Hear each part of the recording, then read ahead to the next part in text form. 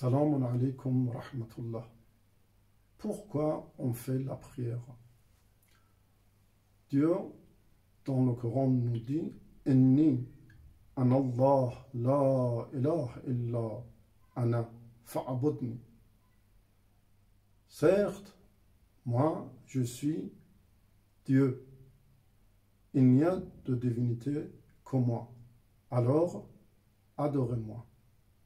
Donc, la raison pour laquelle on doit adorer Dieu, on doit faire la prière, c'est l'adoration.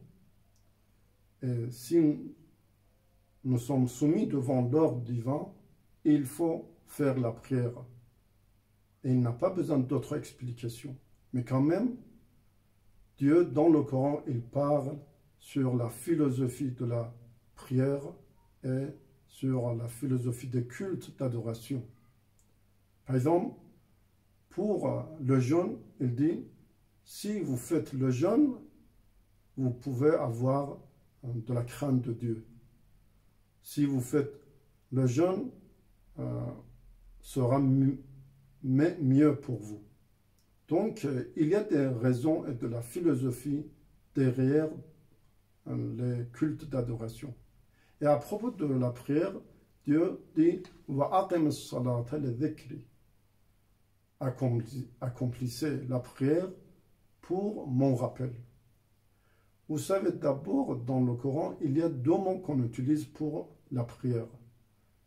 Tasliya, ça veut dire faire la prière, et iqamat as-salah, accomplir la prière, sont différents.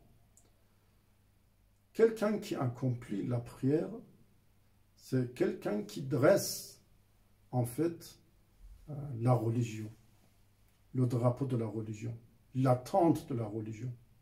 C'est pourquoi, dans un hadith de la part de notre prophète sallallahu alayhi wa sallam, il nous dit que as-salatu amoud ad-din, la prière est le pilier de la religion.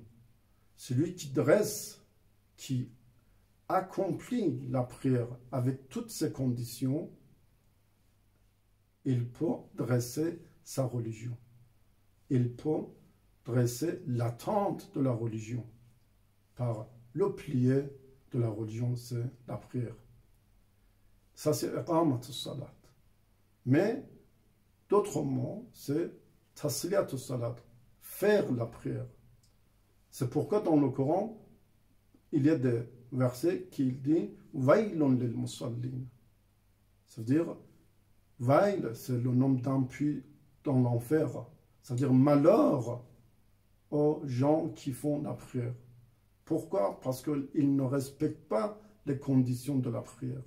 Donc, faire la prière est différent de accomplir la prière. L'accomplissement de la prière, ça veut dire faire la prière avec toutes ses conditions. Mais faire la prière tout simplement, sans respecter ces conditions, il est possible qu'on fait la prière, mais en même temps, nous sommes malheureux. Donc, aqim as-salata li dhikri, accomplissez la prière pour mon rappel. Qu'est-ce que ça veut dire le rappel de Dieu? On peut avoir deux sens pour le rappel de Dieu. Première, c'est si vous faites la prière, je me rappelle de vous. Donc, le rappel de Dieu, ça veut dire le rappel de Dieu envers nous. Et deuxième, si on fait la prière, on peut se rappeler de Dieu. Ça veut dire, pour se rappeler de Dieu, il faut faire la prière. Et vous savez, l'importance et l'impact important de la prière et du rappel de Dieu dans la vie quotidienne. À chaque fois qu'on est devant un péché, si on peut se rappeler de Dieu, on ne va pas commettre ce péché-là. Et c'est pourquoi, dans les hadiths de la part de Ahlul Bayt, salamullah alayhim, ils disent que le rappel d'Allah, dhikrullah, ce n'est pas seulement dire Alhamdulillah, la ilaha illallah, Allahu Akbar, subhanallah, etc. Non. Le plus important rappel d'Allah, le plus important de dhikrullah, c'est se rappeler de Dieu lorsqu'on va faire un péché. Ça veut dire, si on fait, par exemple, un acte, on va dans le marché, on fait une vente et d'achat, on doit se rappeler de Dieu. Est-ce que cet acte est licite ou non? Quand nous avons un rapport avec une femme, est-ce que ce rapport est licite ou non? Donc, si on fait la prière pour le rappel divin, Dieu va se rappeler de nous à ce moment difficile et il va nous sauver. Donc c'est pourquoi dans le Coran on dit Inna as-salata tanha anil fahsha'i wal munkar. Si vous faites la prière vous ordonne et vous interdit de faire des péchés. Donc si on fait une bonne prière, ça veut dire on se rappelle de Dieu.